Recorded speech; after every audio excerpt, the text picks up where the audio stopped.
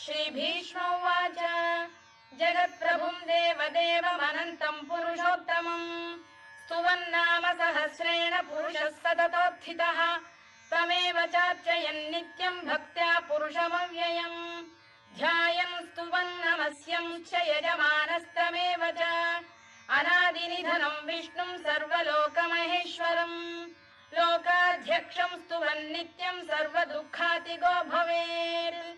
ब्रह्मण्यम् सर्वधर्मज्ञम् लोकानाम् कीर्तिवर्धनम् लोकनाथम् महद्भूतम् सर्वभूतभवोद्भवम् एष मे सर्वधर्माणाम् धर्मोऽधिकतमो मतः यद्भक्त्या पुण्डरीकाक्षम् स्तवैरच्चेन्नरः सदा परमम् यो महत्तेजः परमम् यो महत्तपः